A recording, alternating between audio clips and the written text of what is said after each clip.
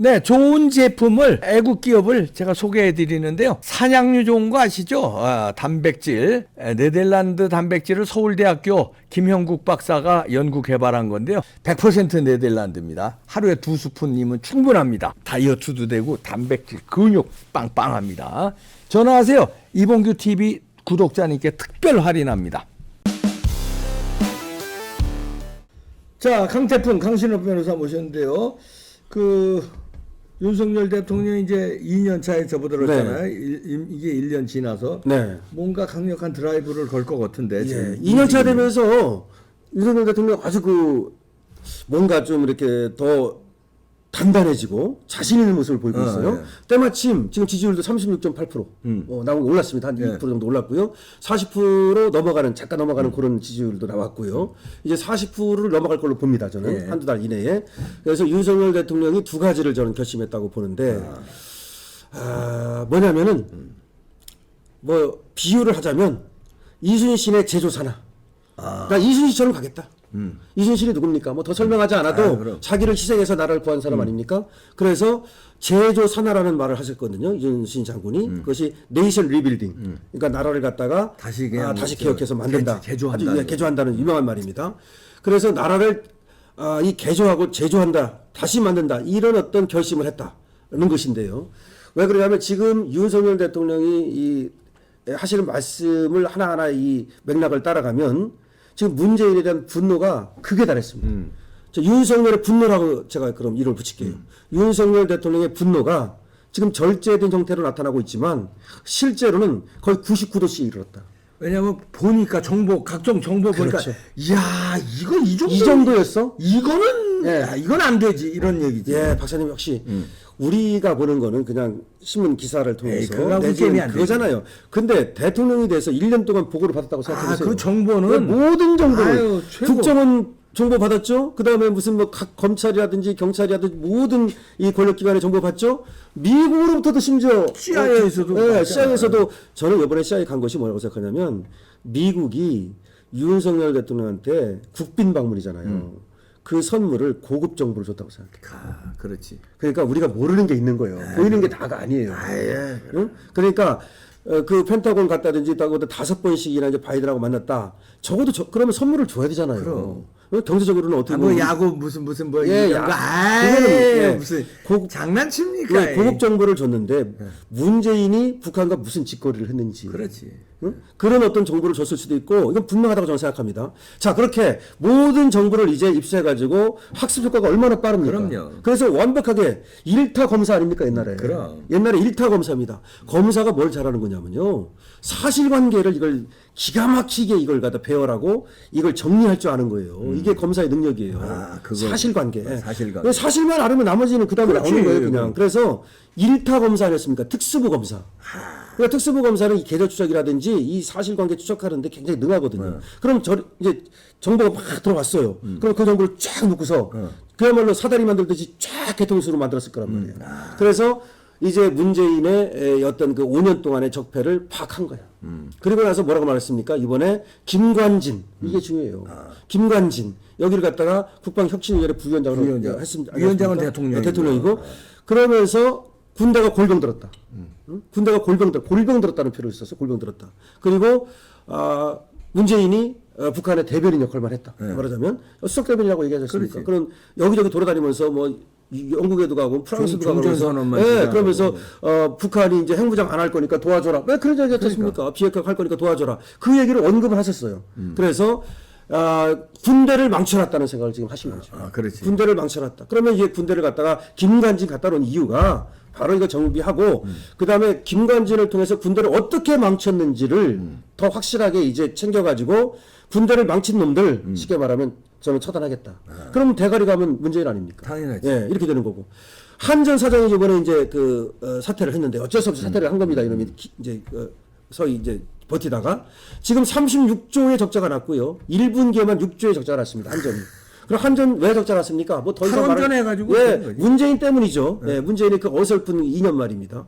그다음에 북한을 도와주기 위한 그리고 우리 원전 산업을 망가쳐가지고 저 핵무기를 만들 수 있는 기반을 완전히 없애버린 거죠. 이게 여적죄입니다. 그렇지. 자, 이 한전은 이건 국방하고도 관련이 있어요, 사실은. 그리고 여적하고도 관련이 있고. 어쨌든 이 상황에서 지금 이제 한전 사장을 갖다 사퇴시켰는데 여기에 사실은 뭐 사퇴 안 할 수 없는 그런 상황이 있었다고 봅니다. 하여튼 이런 것들을 제가 보고를 받지 않았습니까? 근데 이거를 지금 어떻게 보고 있는 거냐면 한전이라든지 뭐 한전 말고도 경제 생태계를 망친 거를 윤석열 대통령은 문재인을 경제 사범으로 인식하기 시작했다.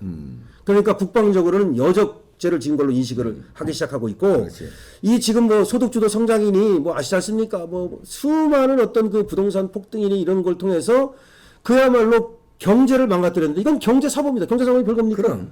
그야말로 국민들 등치고 사기치고 이걸 그 경제 사범이라고 얘기하잖아요. 이게 무슨 뭐 5조 뭐 50조입니까? 뭐 아니 일단은 국가를 부채공화국으로 만들고 부채공화국으로 만들고 600조 들었어요. 예. 그다음에 한전 문제만 해도 한전 경제 문제만 해도 사범이지. 그렇고. 그거 말고도 뭐 지금 포퓰리즘을 많잖아. 가지고 수많은 지금 태양광 비리라든지 태양광 때문에 지금 얼마나 많은 지금 피해가 나고 있는지 경제 모르고 사범이야. 예, 경제 사범으로 인식하기 시작했다는 거예요. 그리고 윤석열 대통령이 우리 모르는 언필칭 볼 때는 경제를 뭐 잘 모르실 거다. 그러면서 또 이제 경제를 모르는 사람을 아니지, 어떻게 한다. 아니지. 이 좌파들이 이렇게 지금 매도를 하고 있는데 천만의 말씀입니다. 알고 솔직히 한 얘기로 경제학과 나왔다고 해서 경제 압니까?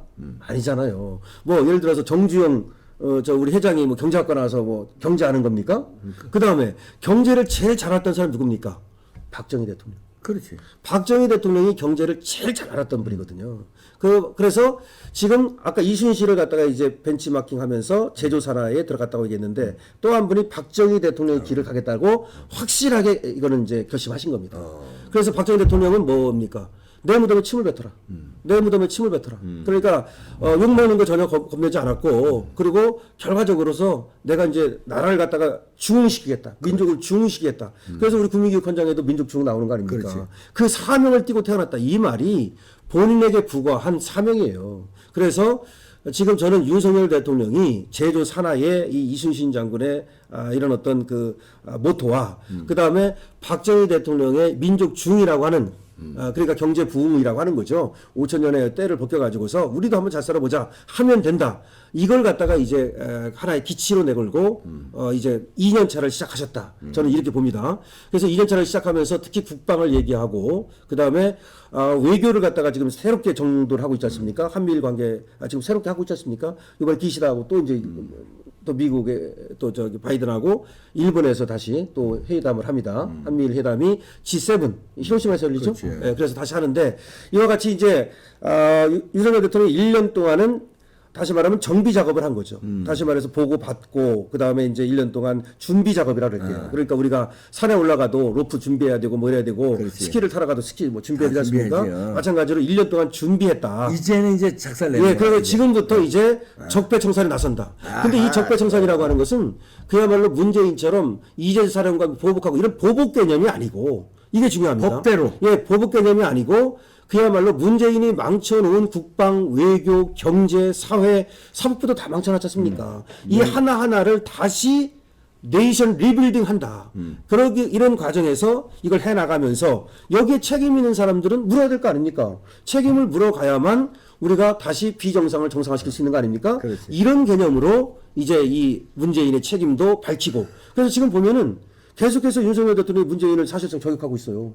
계속 하고 있습니다. 그래서 지금 뭐 김남국 이런 사태 때문에 좀 묻혀 있어서 그렇지 윤석열 대통령이 문재인의 실정을 계속해서 얘기하고 있어요. 맞아요. 그러니까 이거는 다만 아까 말씀드렸듯이 문재인처럼 아주 쪼잡하게 말이야 막 그 윤석열 대통령 뭐 그 또 검찰총장 까고 그다음에 뭐 그 되지도 않는 어떤 그 뭐 쿠데타 이런 거 가지고 뭐 기무사를 갖다 해체시키려니 그런 차원이 아니고 아까 말씀드린 대로 애국의 차원에서 다시 나라를 갖다가 재건한다는 그런 어떤 사명을 갖고 나라를 갖다 재건해 가면서 여기에 문제가 있는 걸 하나하나 고친다.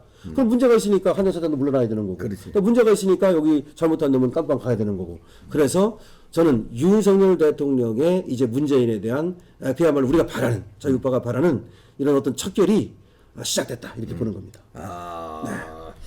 야, 좀 제대로 네. 윤석열 정부 임기 내 네. 국가 이제 리빌딩 예. 이게 재건이 이루어지지 않으면요. 이번에 재건이 이루어지면 예를 들어 아주 100번 양보해서 다음에 이 주사파가 그렇죠. 나와도 예. 완전히 재건을 해놓으면 그렇죠. 그 쉽사리 또 흔들지 대충 그렇죠. 흔들다가 말아요. 근데 이번에 윤석열 대통령 임기 내에 리빌딩이 안 되면 다음에 이 저 좌파 대통령이 만약에 부정선거나 이런 걸로 나오면요 그냥 아주 망하는 겁니다. 순식간에 저 고려연방제로 가요. 그러니까 그래서 이번에 중요합니다. 중요한데 바로 그 중요한 걸 누구보다도 윤석열 대통령이 이걸 잘 알고 계세요. 알고 이 있어요. 무게를. 그래서 1주년 기자회견을 안 한 거예요. 사람들이 1주년 기자회견을 왜 안 했나 이렇게 생각하는데 우리는 윤석열 대통령의 침묵에 우리는 주목할 필요가 있어요. 그러니까 원래가 웅장한 결심을 하면요 말이 안 나와요. 진짜 예를 들어서 이순신 장군이 말 많이 하는 거 봤습니까? 그렇지. 그냥 남중일기 탁 밤에 그렇게 뭐랄까 자기를 수양을 하잖아요. 도 닦듯이. 그 박정희 대통령도 말 많이 안 했어요. 그러니까 윤석열 대통령이 할 말만 딱 하고 어떤 그 기본적인 뭐 이렇게 과거처럼 뭐 이렇게 다변이 아니고 지금 말이 줄어들었다는 얘기도 있고 지금 1주년 기자회견 해가지고 괜히 되지도 않는 뭐 이건 어떻고 이거 그런 얘기 하기 싫은 거야. 지금 그러니까 너무나 중대한 자기의 사명을 느꼈기 때문에 그 압박감을 느끼면서 지금 어떤 2년차를 어떻게 해야 될지 내가 지금 얻은 정보 아까도 말씀드렸듯이 수많은 정보가 왔단 말이에요. 이 정보 중에서 혹시 자칫하면 대한민국 위험하다는 정보가 있을지 어떻게 합니까? 우리가 모르는. 1년 내에 뭐 북한이 우리를 어떻게 할지 모른다는 또는 뭐 핵무기가 어떻게 됐다는 그런 중요한 정보가 있다면 잠이 오겠습니까? 그러니까 윤석열 대통령의 침묵이 그런 걸 의미하는 게 아니냐 저는 그렇게 보는 겁니다. 윤석열 대통령의 침묵, 부디 국가 재건 확실히 해주시길 부탁합니다. 강신업 변호사였습니다. 마치겠습니다.